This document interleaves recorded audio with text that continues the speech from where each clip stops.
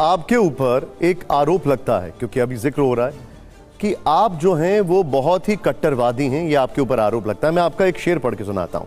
ना बुजदिल की तरह, ये आपकी एक बाइट है बल्कि, ना बुजदिल की तरह तुम जिंदगी से हार कर मरना। अगर इस पे भी लोग ताली बजा रहे हैं, अगर मरना पड़े तो 4-6 को मार के मरना। अब देखिए, ये किसके लिए है? ये अमन के लिए तो नहीं। मैं आपका सवाल खारिज इसलिए करता हूं कि मेरा सवाल होने तो दीजिए पहले। नहीं, आपने सवाल पूछ लिया। मेरा सवाल ये है, नहीं मैं आपसे ये पूछ रहा हूं कि ये शेर ये है किसके लिए? सुनिए ना, मैं जवाब, सवाल हो गया। आप मुझ पे आरोप लगा रहे हैं कि मैं कट्टर हूं। मतलब मेरे जैसी साफ सुथरी हिंदुस्तानी भाषा में बात करने वाला एक भी बयान, मैं तो पूरी भाजपा को चैलेंज करता हूं। भाजपा मुझसे और इसलिए परेशान रहती है ना कि वो जिन शब्दों से खेलती है, मैं उन शब्दों वाली जो यूनिवर्सिटी है ना, वहां से पढ़ के आया हूं। वो एक शब्द है बकैती। मैं उस बकैती को बहुत अच्छे से समझता हूं। शायर प्रतीकों के माध्यम से बात करता है। जब शायर कहता है अपनी महबूबा से कि मैं तुम्हारे लिए चांद तारे तोड़ लाऊंगा, तो क्या वो ब्रह्मांड को नष्ट करने की बात कर रहा है? नहीं ना। शायर प्रतीकों के माध्यम से बात कर। भेड़िया, मैं भेड़िया शब्द इस्तेमाल कर रहा हूं। भेड़िए के खिलाफ कितनी कविताएं लिखी गई हैं, आप सबने पढ़ी होंगी। भेड़िया सामने है, उसकी आंखें लाल हैं, उसे तब तक घूरो जब तक वो तुम्हें घूरना बंद ना कर दे। इसमें कट्टरता कहां है? चूंकि भाजपा के कुछ मुख्यमंत्रियों ने इसे ट्वीट कर दिया तो मीडिया ने बताया कि हाँ, कुछ लोगों ने तो इसको भेड़िए के बजाय कुछ और कह के ट्वीट किया।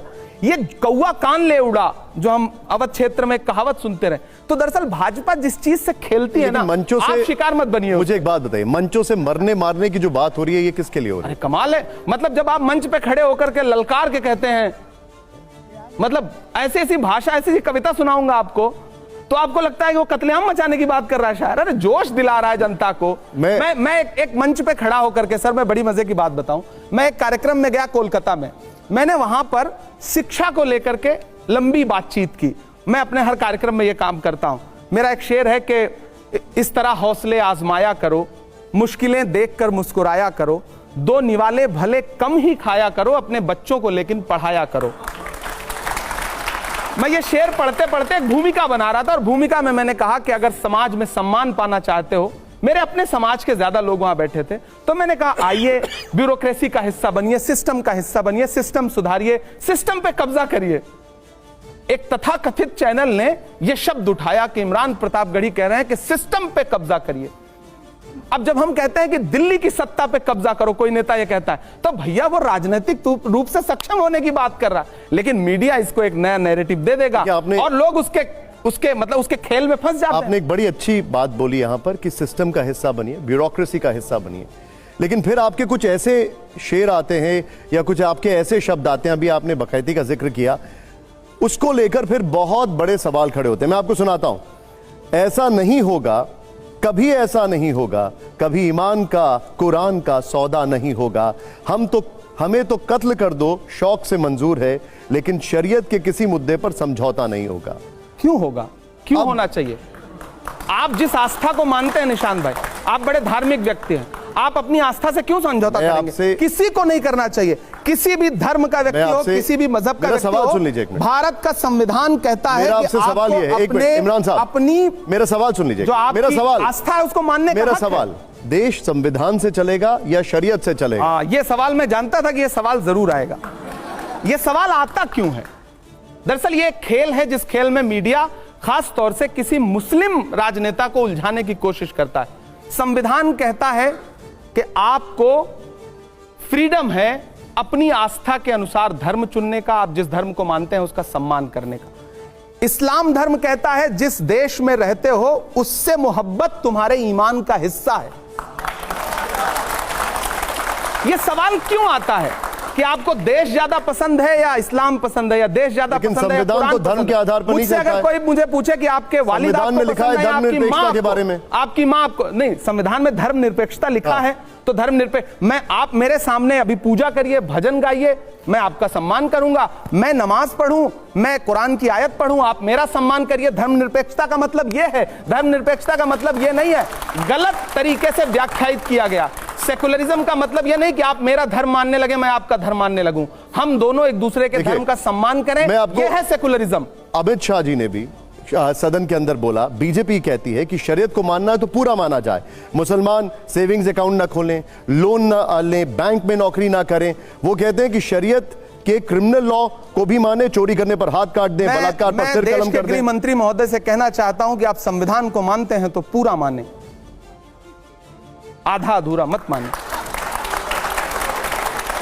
देश के मुसलमानों को भी संवैधानिक तरीके से अपना नागरिक मान के प्रधानमंत्री और गृह मंत्री कैसे आपने सवाल के जवाब में सवाल दे दिया। क्यों नहीं करूंगा सवाल के जवाब में। लेकिन अगर ये फैक्ट है तो उसके बारे में क्या कहेंगे? मेरा सवाल है कि क्या देश का प्रधानमंत्री एक धर्म का होता है या सबका होता है?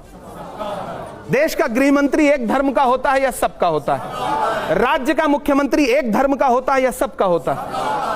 आपको प्रधानमंत्री जी, गृह मंत्री जी, कुछ राज्यों के मुख्यमंत्री सब धर्मों के लगते हैं, सब धर्मों के लिए समानता की बात करते हैं। मेरा सवाल है, करते हैं? देखिए ये बात वो एक मिनट इमरान साहब, कभी उनसे पलट के पूछते हैं आप, गृह मंत्री जी से पूछते हैं कि जब आप खड़े होकर के आपका एक मुख्यमंत्री असम का जिस तरह की, लेकिन वो ये भी पूछते हैं कि पर्सनल लॉ सिर्फ मुसलमानों का क्यों? नहीं, हम कह रहे हैं वो उन्हीं, हिंदू कोड बिल नहीं है इस देश में सिखों के लिए अलग से, लेकिन उसके लिए कहा जाता है कि कांग्रेस ने उसको ऐसा बनाया कि उसमें कोई भी स्पेशल अधिकार नहीं मिलता। मीठा मीठा गप, कड़वा कड़वा थू, कुछ भी हो आप बाकी जाके कांग्रेस पे क्योंकि आपको मुसलमानों के कंधे पे बंदूक रख के वोट मांगना है, इसलिए आपको मुसलमानों को टारगेट करना है। मुझे पता है आप मस्जिदों के नीचे भगवान नहीं ढूंढ रहे हैं, आप वोट बैंक ढूंढ रहे हैं, इसलिए आपको बुरा कहना है।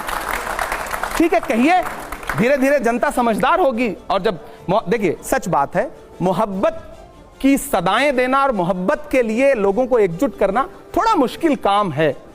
नफरत के लिए आप किसी चौराहे पे खड़े हो जाइए, किसी भी धर्म के हों, आप अपने धर्म का नारा लगाना शुरू कर दीजिए, आएं बाएं बकने लगिए, 100 लोग खड़े हो जाएंगे, 1000 लोग खड़े हो जाएंगे, और आप खड़े होकर के मोहब्बत की बात करना शुरू करिए, लोग कहेंगे पागल है क्या यार ये। अच्छा इमरान साहब, इस दौर में मोहब्बत की बात कर रहा है, नादान हो, इस दौर में क्या ढूंढ रहे हो तुम? जहर की शीशी में दवा ढूंढ रहे हो।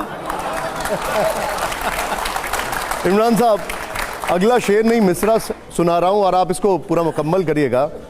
ये बताइए कि कवि का इशारा किस तरफ है जब आप लिखते हैं कि गोबर को कोहिनूर बताने में रह गए? मैं संबित पात्रा की तरफ मेरा इशारा है। उन्होंने बताया था पूरा शेर चैनल पे, ये सोशल मीडिया पे बड़ा वायरल हो रहा है, पूरा शेर तो पढ़ दीजिए।